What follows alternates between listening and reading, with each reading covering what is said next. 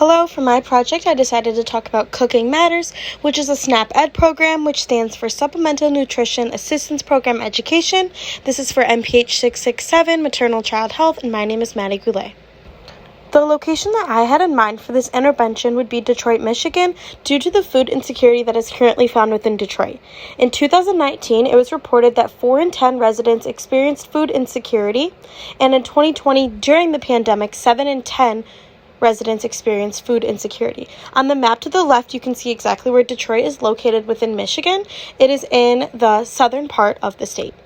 So first, to discuss what Cooking Matters is, they offer 4 different programs and offerings throughout. So the first would be cooking classes. These are free classes that are offered to parents, children, and caregivers. It provides important knowledge on how to meal prep, how to grocery shop, and how to budget for foods that people would be looking to cook. These are all healthier options, and it shows people all different types of options for this.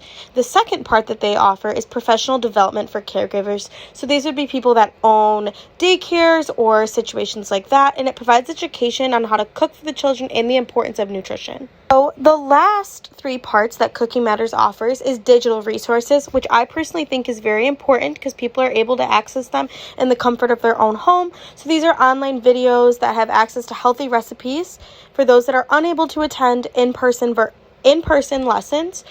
The second option is grocery store tours, which provide short tours with local grocery stores in the area that help to teach parents and children how to properly shop for groceries, show them meals that they can make in a healthy way.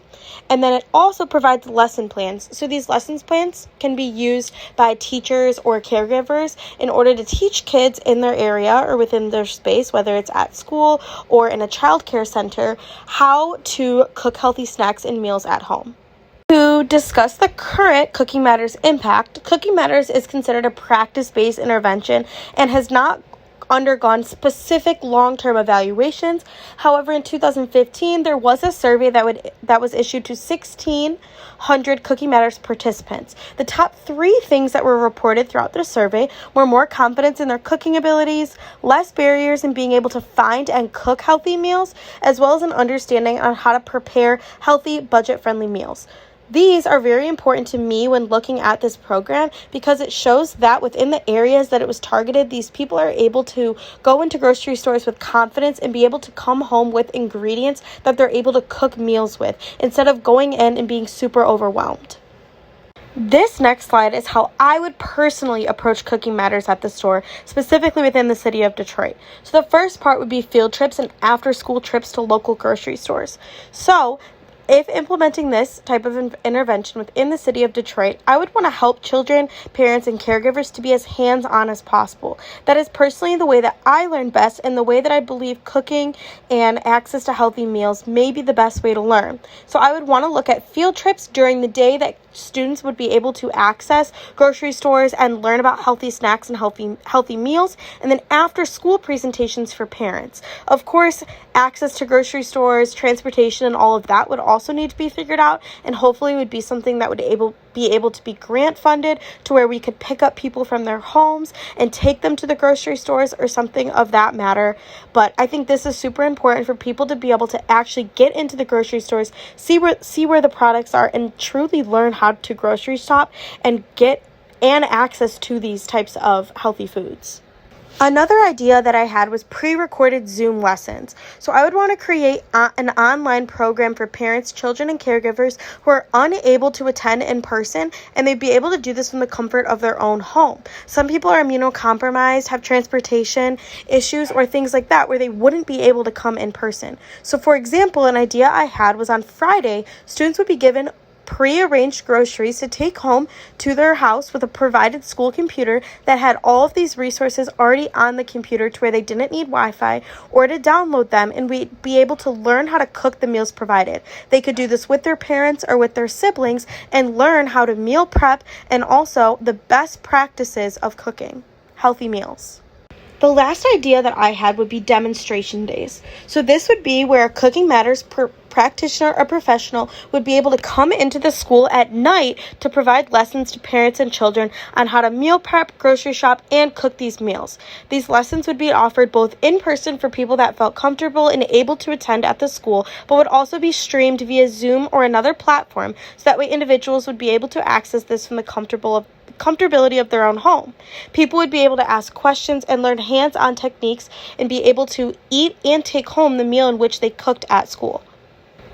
So to discuss implementation and why this would work absolutely anywhere in the U.S., urban or in rural areas, is this food insecurity map. We can see that the lower numbers, which are the lightly shaded, are about 14% of food insecurity within the states, all the way to 20%. We can see in states like Texas and Louisiana, food insecurity is extremely high, and programs like this would be able to help people not suffer from food insecurity as much. Being able to know how to grocery shop, have access to resources that could help pay for grocery shopping and other aspects like that.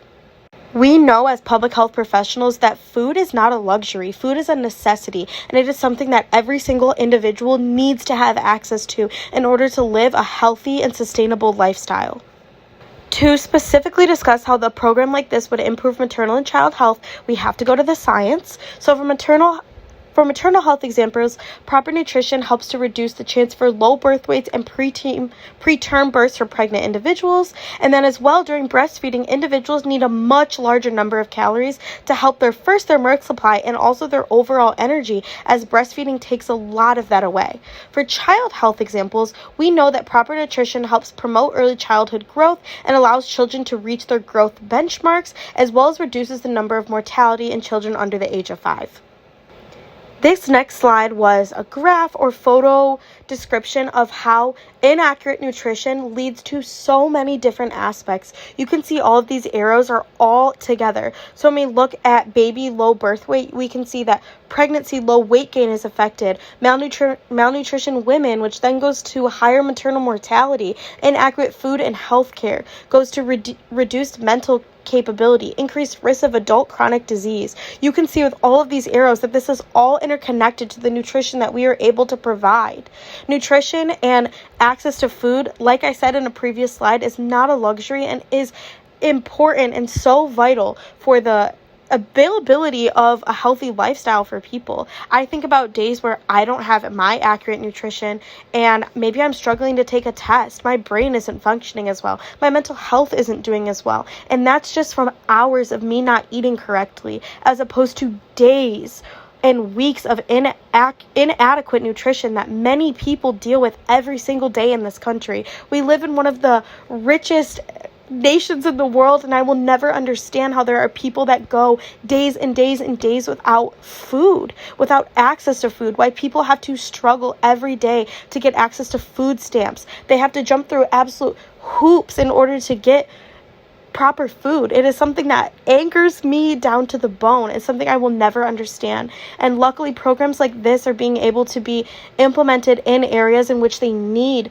that help people truly have access and learn about healthy cooking and healthy eating. It's not readily available knowledge that you can just look up or figure out. People need to be taught this type of information, and it should be readily available for everyone. And to close out my presentation, here's my works cited, some of the resources that I was able to compile this information. Thank you so much for the opportunity to present on this, as well as all of the knowledge that I was able to consume in this class. It was definitely one of my favorite public health classes so far in the MPH program. I do wish that I was able to have the class in person, but that's the way the world works. Thank you, Mary.